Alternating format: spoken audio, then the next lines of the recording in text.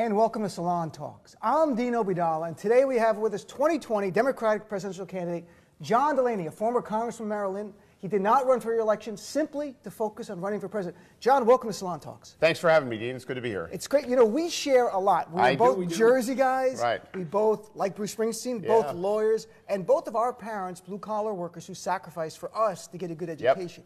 How much of that background, not the Bruce part, but the blue-collar family, impacts who you are today as John Delaney?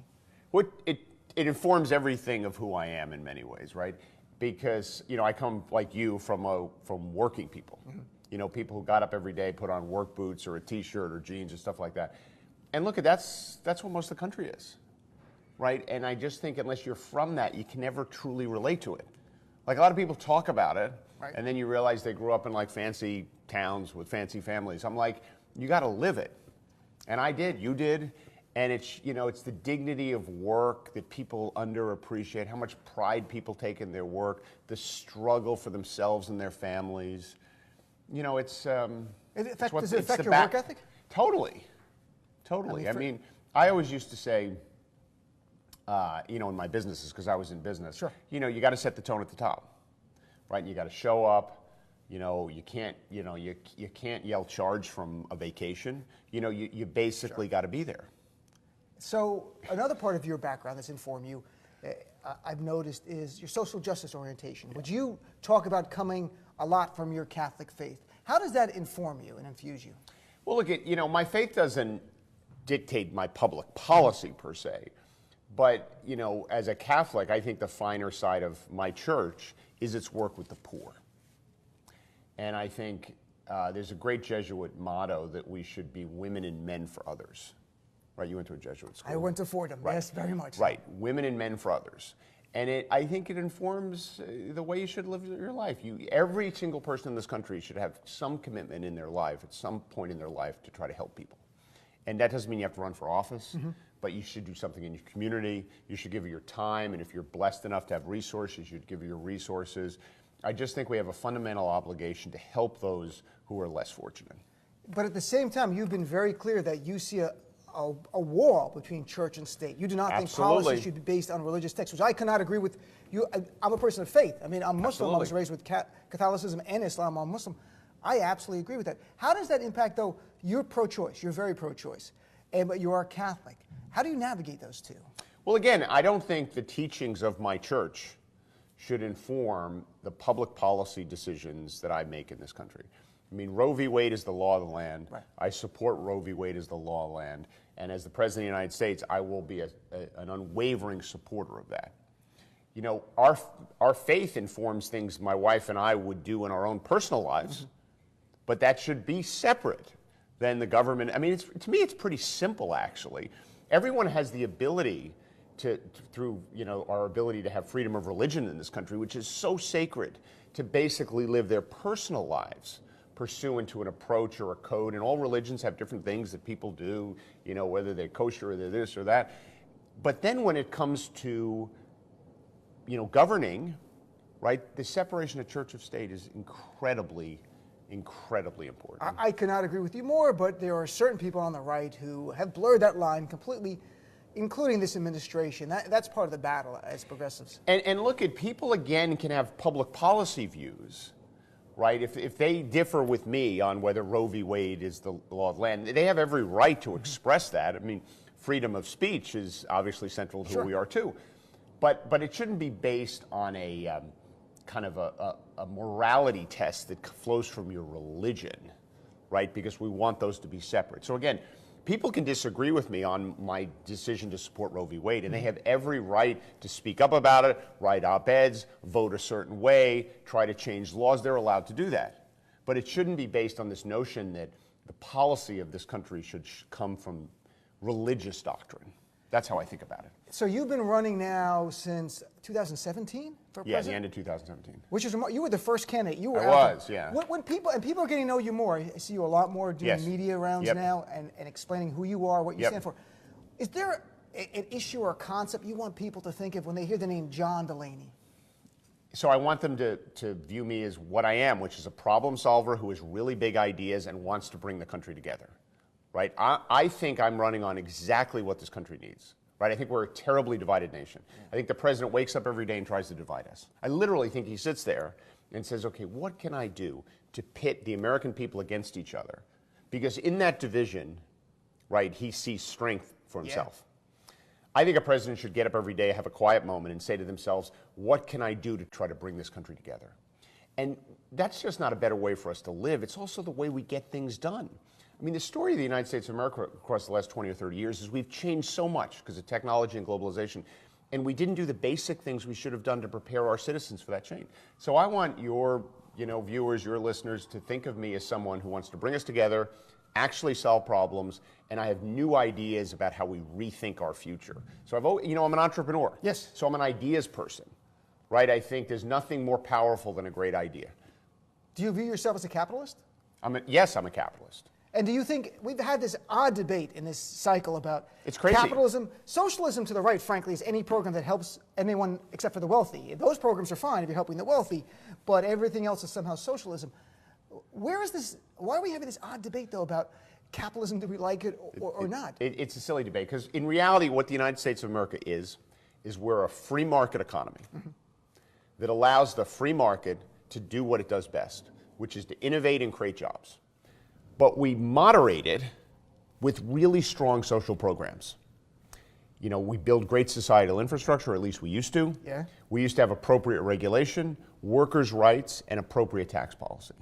But in many ways, the genius of our country historically is how well we balance that, right? We allowed capitalism to do its magic, but we moderated and channeled it with great societal infrastructure, regulation, tax policy, and workers' rights. What's happened over the last several decades, Dean, is we stopped doing that, right? We stopped doing the social program stuff, and we let capitalism just kind of go somewhat unchecked. So the right answer isn't to have this debate between socialism and capitalism. Socialism in its pure form is not the right answer for this country. But capitalism unchecked with strong social programs is not the right answer for this country. The right answer is to get back what we used to do, what FDR did and what people did, which is to say, listen, how do we make sure people are prepared for the future? How do we make sure a quality of opportunity exists in the country? What do we need in healthcare, in public education, in infrastructure, in tax policy, which is the way you pay for all that stuff? I mean, we just got to get back to our roots. It's interesting when you talk about FDR and also LBJ. Yeah. If people look through history, Social Security was called by the opponents socialism. Right. Medicare, famously, I mean, even Ronald Reagan was out there as a paid spokesperson saying, this is socialism. Now they're the most popular programs in our country. nation. Yeah, public schools. So it's labels by some who want to prevent a conversation. That's right. That actually helps people. That's right. And so, we shouldn't fall into the trap. Yeah, that's exactly. Right, we shouldn't fall into the trap. We should say socialism in its pure form, where government controls production, is a terrible idea. Nobody wants. Right, no one wants that. But we should also say capitalism unchecked is not a good idea. Right, so we just got to get back to what really has been the historic approach or model of this country. It's really not that complicated. You know, you are, I think, sometimes described as a centrist by the media. In reality, you're actually a progressive, for what I've seen on many issues.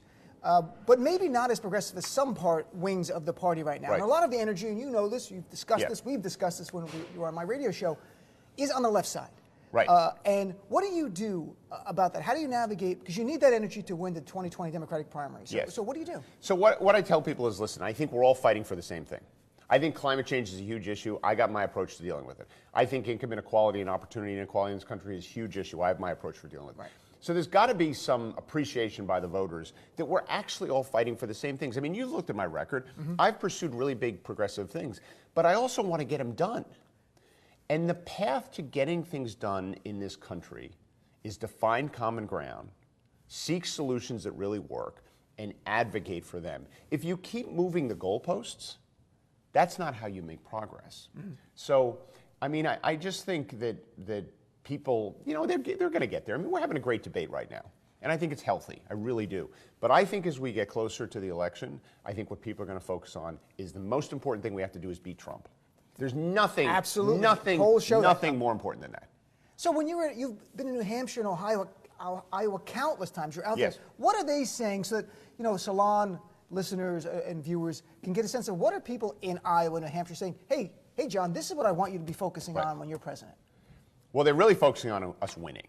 So that's not really your so question. That's really but the big one. Well, yeah, I mean, it all comes down to that. Because, and it shows you that they're right. They're smart. Because that's what we should focus on. Yeah. Right?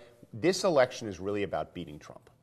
And I personally believe the way you beat Trump is to beat him in the center. Because he's going to turn out his voters, and I'm pretty darn confident our voters are going to turn out. It doesn't matter which one of us is the nominee, we're going to turn out. Sure. And the best example we have for that is the last midterms, where Democrats turned out in every district in this country. And we had all different types of candidates running, and they all turned out Democrats. So the 2020 election is going to be fought in the center. Independent or unaffiliated voters is the largest, fastest growing voter bloc in this country. Who wins those voters is going to win in 2020. So voters are asking me about that. They're also asking me about the kind of things you talk about around the kitchen table. Healthcare, are there going to be opportunities for my kids? What's going on in the public schools? You know, in Iowa in particular, people are very focused on how many of the towns have been hollowed out, right? Because there's not a lot of jobs. I mean, if you look at this country, the stock market's up, unemployment's down, it looks really good. When you go behind the curtain, what you realize is half the country can't afford $500, literally, according to the Federal Reserve. 80% of the venture capital invested in the United States of America last year went to 50 counties. There are almost 3,100 counties in this country. 50 of them got all of the money for startup businesses. Right? This is the first generation of Americans that won't do better than their parents. I mean, when we were born, the chances of earning more than our parents was like 80, 90%. Today it's down to 20%. First generation that won't do better than their parents. So that's what they're concerned about.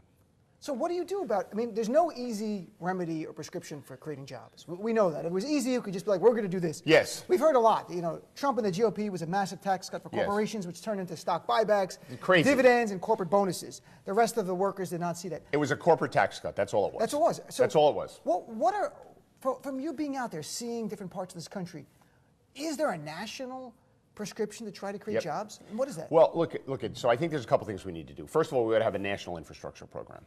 Nothing creates middle-class jobs like building infrastructure. Ronald Reagan actually had a few good lines. One of his lines was, there are no easy answers, but there are simple ones.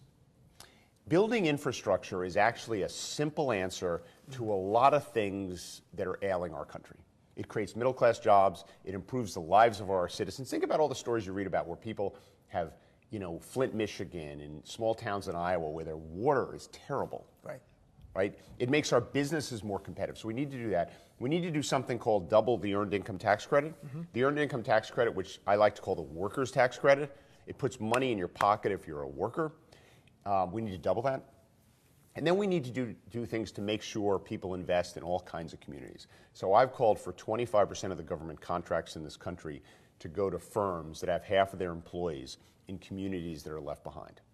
You combine that with building infrastructure in those communities, and you combine that with something that I led in the House of Representatives that actually passed as part of this terrible tax cut bill. It had, you know, it had a couple things in it that was good. It was called the Opportunity Zone legislation, and it creates a federal tax incentive for investors to invest in communities that are left behind, right? Which is much better than all these states competing with each other for jobs, right? This is actually a federal tax incentive. So there are real things we can do to actually, you know, help people, and I got a plan. And I think it's so important. There are people who have worked hard. They've done everything they're supposed to. It seems the rich are getting richer in their view, and they're struggling to make ends meet. And it seems, not just seems, it is true that this administration's focus are the wealthy and the corporation. Now, you mentioned Ronald Reagan in a positive way for Salon. Well, I did a quote. No, it's fine. No, I'm kidding. I thought it was a good quote. There are no easy answers, but there are simple ones. Reagan did, which I have to commend. When the Klan endorsed him, he was very clear, saying, I don't want their endorsement. He goes, you cannot, as a candidate, people can support you. You can't choose that, but you can respond. How, and he denounced it.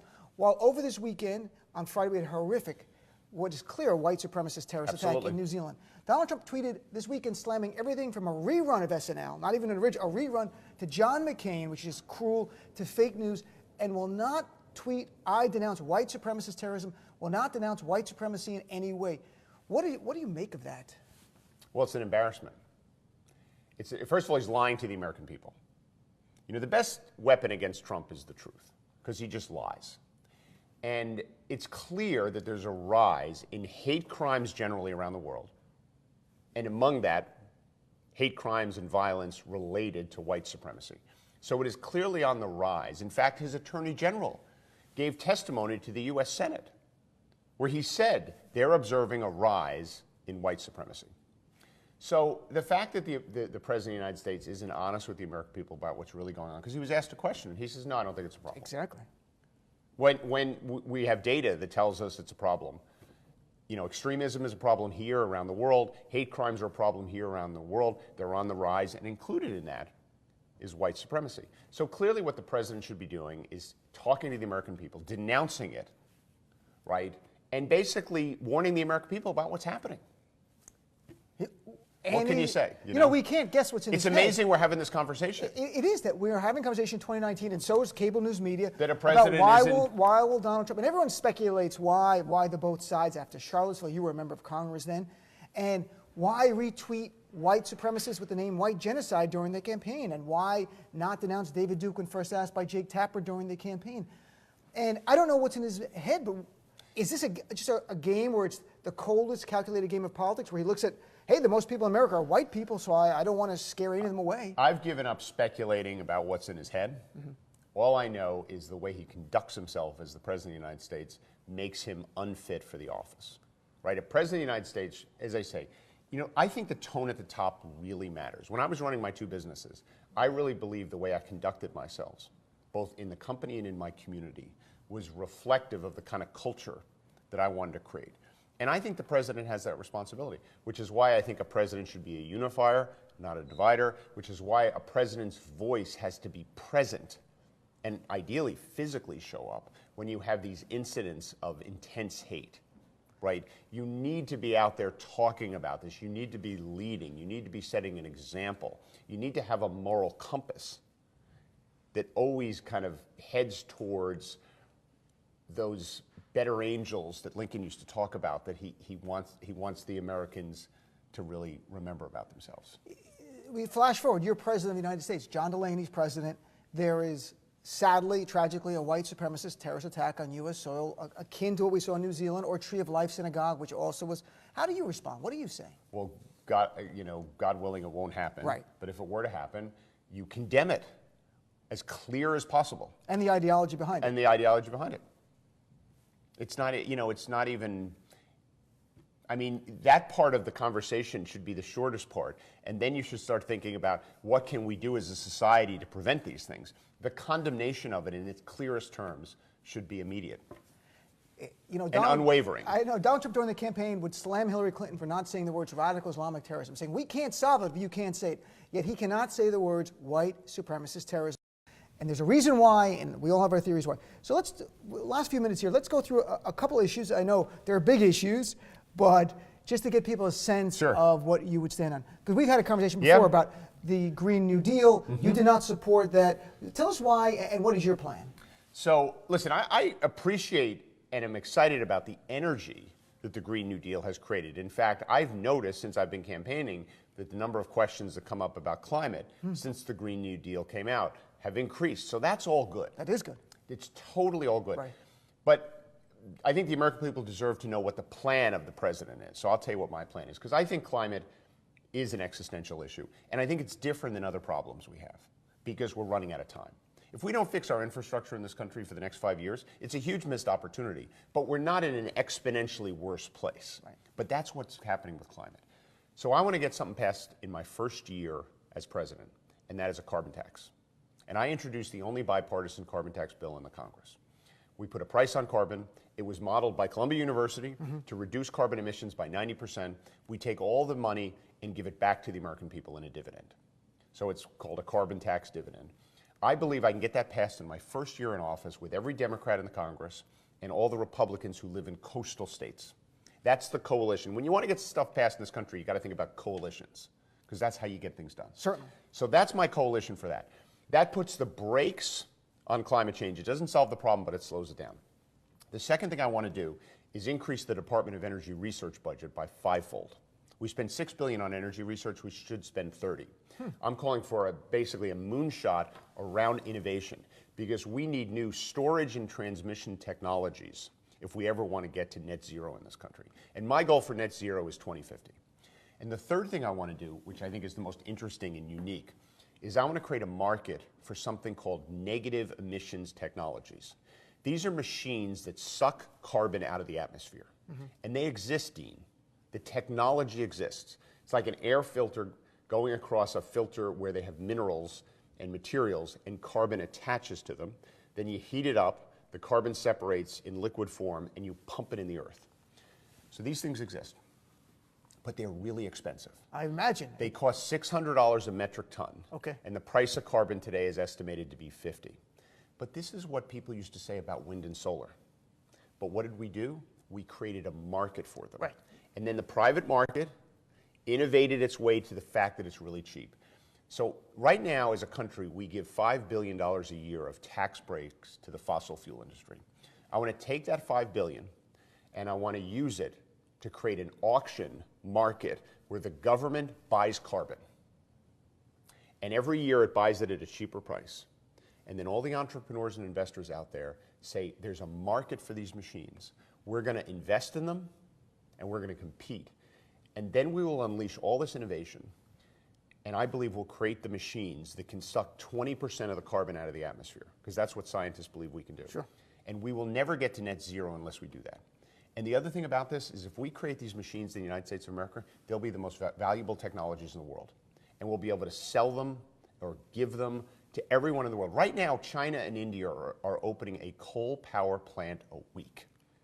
Right? We have to innovate our way out of this problem. So what I'm calling for is you put the brakes on it with a carbon tax, with a singular focus on getting that done, and then you unleash all of this innovation to ultimately solve the problem and how we store, distribute energy, and take carbon out of the atmosphere. So very unique plan. I was going to say that's the most unique plan I've heard, and it's well thought out and it's going to work. Because if you go to the American people and say, we're going to tie. So this is some of the issues I had with the Green New Deal. When John F. Kennedy said, I want to put someone to the moon, he didn't tie it to other issues of injustice.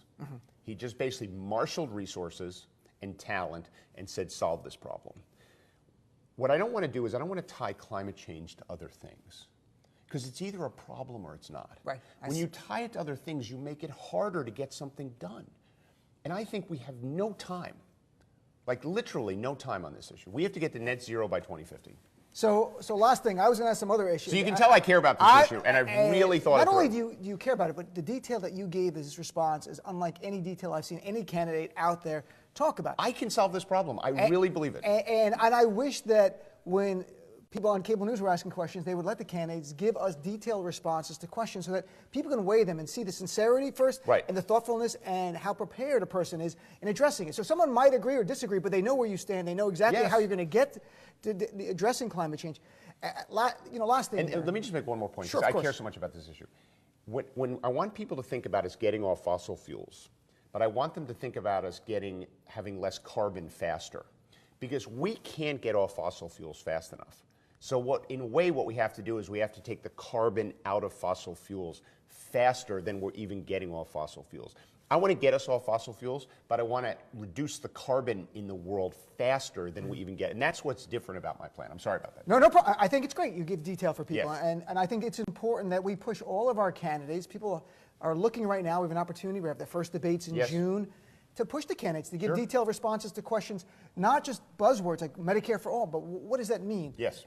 Raising the minimum wage, how are you going to do that in certain parts of the country, which might be difficult for a certain part, like New Jersey's phasing it over time with Governor Murphy. Well, I've talked to Governor Murphy a bunch of times. But if you talk to like Terry Sewell, who represents Selma, Alabama, she'll tell you, well, you got to go slower here. Right, exactly. I mean, and that's so we have to we do have to get bogged down in the facts a little bit. I know, and that doesn't always. All right, so right. Last thing here. Sure. You win. You're getting sworn in January 2021. Number one priority. Well, in many ways, my number one priority is national service. It is. Because I want to look out at the American people and say, I represent every one of you, whether you voted for me or not. And I want to prove it to you. I want to focus in my first 100 days on things that we can get done, where there's common ground, and that'll bring us together. So my agenda for the first 100 days is going to be about 5 or 6 things that currently exist in the Congress of the United States on a bipartisan basis. Because I'm going to say, listen, These are the things good-minded Democrats and Republicans have worked on. Why don't we get these done? So my carbon tax bill is on that list. Comprehensive immigration reform is on that list. Digital privacy is on that list. More criminal justice reform is on that list. There is actually a bunch of really big things where there's some. So wouldn't it be amazing if a president said, I want to get some things done right away to show you that you should have faith in your government again. But I also am going to call for national service because we need a big unifying program. Not mandatory. I don't want to make kids do it, but I want to create real incentives for every high schooler to serve their country. Either the military, God bless them if they do that, or community service, we'll give them a break on their student loans if they do that, or infrastructure, rebuilding our parks, our federal buildings, bringing them up for energy efficiency. For that, they'll get a certificate. They might be a welder when they're done with that. I think it'll bring us together. I think we'll be proud of it. I think it'll help the kids. It'll give them skills. And the kids will mix with kids from all over the country because that's what we really need. And I think the American people will say, that's the kind of thing that shows we're turning the page on decades of just corrosive partisanship, and we're all in this together. I think anything that brings people together, an actual program like that could do that. It'd be great for the kids too.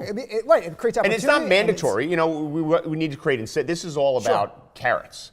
You should do this because if you do it, you'll pay no interest on your student loans. It gives people opportunity. It gives them a chance to dream as well, which in this country right now, I think it's hard to dream for certain people, depending where you live. We know how important that was for us. Exactly. So, John, I want to thank you very much for coming into Salon Talks here and having a chat with us. I wish you the best in the campaign. Thank you, Dean. Look forward to chatting with you again during this campaign.